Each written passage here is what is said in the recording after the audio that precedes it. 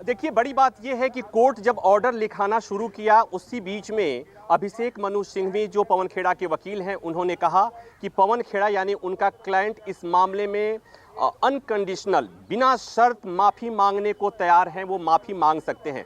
मतलब कांग्रेस चाहती है कि इस विवाद को यहीं रफा दफा कर दिया जाए और इसीलिए सुनवाई के शुरू होने से लेकर अब तक लगातार कांग्रेस इस मूड में है कि ये मामला आगे नहीं बढ़ना चाहिए। इसीलिए कोर्ट के सामने कहा गया, ये भी कहा गया कि जब उन्होंने ये बयान दिया था, गलती से बयान दे दिया गया था, जुबान लड़खड़ा गई थी, जानबूझ के कोई उनका इरादा नहीं था। ये भी बताया गया कि आज के समय में टीवी में जहां इस तरह के भद्दे भद्दे बयान दिए जाते हैं, उसके बावजूद पवन खेड़ा एक ऐसे व्यक्ति हैं जो कभी भी इस तरह का बयान नहीं देते, कभी भी लक्ष्मण रेखा का उल्लंघन नहीं करते और उनसे जो हुआ है वो अनजाने में हुआ है, जानबूझकर नहीं किया है। और इसीलिए कोर्ट में जब से सुनवाई शुरू हुई है तब से बार बार ये दलील दी गई और फाइनली अभिषेक मनु सिंघवी कोर्ट के सामने ये बताने की कोशिश कर रहे हैं कि पवन खेड़ा इस मामले में बिना शर्त माफी मांगने को तैयार है।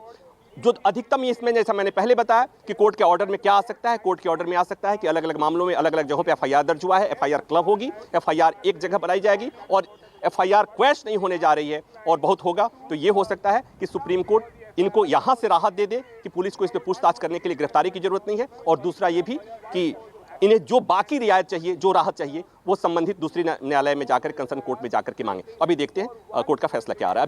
ठीक है, बने रहिए, बहुत बहुत शुक्रिया। हर एक अपडेट, एक एक दलील जो सुप्रीम कोर्ट के अंदर चल रही है, वो प्रभाकर हम तक सबसे पहले पहुंचा रहे हैं कि अंदर किस तरह से दलीलें दी जा रही हैं बचाव पक्ष की तरफ, पवन खेड़ा की तरफ से। आगे क्या हो सकता है, हर एक संभावना हम बता रहे हैं। ज्योति कुमार सिंह जी, आपने सुना ही होगा प्रभाकर जी क्या कह रहे हैं कि अब जो आपके वकील हैं अभिषेक मनु सिंघवी, वो कह रहे हैं कि माफी मांगने को तैयार है। तो ये माने कि कोई भी बयान दे देना, फिर माफी मांग लेना और बस पब्लिसिटी स्टंट हो गया, हमारा काम हो गया। अगर गलत नहीं है तो माफी क्यों मांगने, ये भी तो एक सवाल उठ सकता है ना। हाँ, लेकिन मैं इससे बड़ी बात करना चाहता हूं। देश जब मोहनचंद करमचंद गांधी जब हमारे बापू कहलाए तो उनको अंग्रेजों ने, लोगों ने ट्रेन से धक्के देके मारने के, गाली दे के सब कुछ कराने लगा। क्यों? क्योंकि वो कमजोर। लेकिन गांधी जी ने क्या सोचा कि मुझे इसको मारने दो, मुझे तो एक बड़ी चीज हासिल करना है, देश को आजाद कराना है। तो कांग्रेस पार्टी इन लोगों के जाल में फंसने वाली नहीं है, क्योंकि एक बड़े मुकाम को हासिल करना है, गरीब गुरबों को ऊपर लाना है।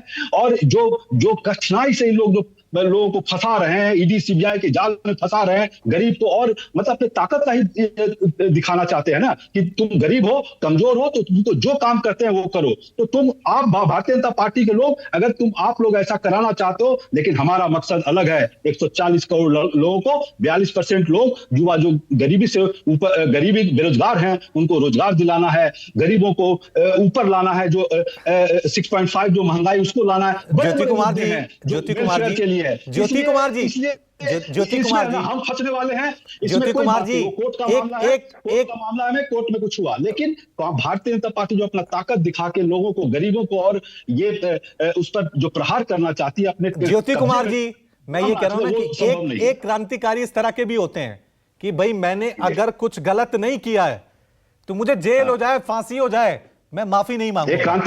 एक क्रांतिकारी गांधी जी भी थे ना। तो आपको लग रहा है कि माफी मांगने से सारा मामला सुलझ जाएगा? इससे तो ये होगा कि आपने गलती की है। नहीं, मैं उस पर बात नहीं करना, ये कोर्ट का मामला है, मैं उस पर बात नहीं करना चाह रहा। मैं केवल बता रहा हूं कि कांग्रेस का मकसद बहुत बड़ा है।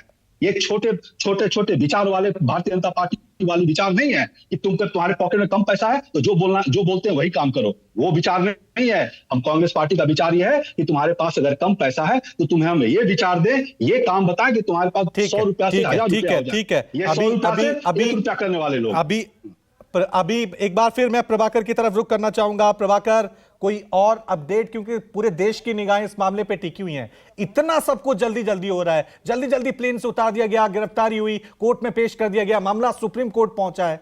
अब इंतजार है कि सुप्रीम कोर्ट कैसे सुनाता है इस पूरे फैसले पे। अपडेट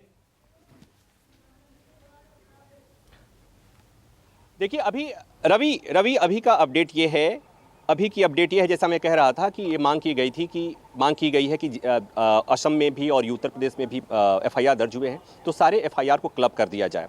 तो इस मांग पर सुप्रीम कोर्ट ने असम को और उत्तर प्रदेश पुलिस को नोटिस जारी किया है।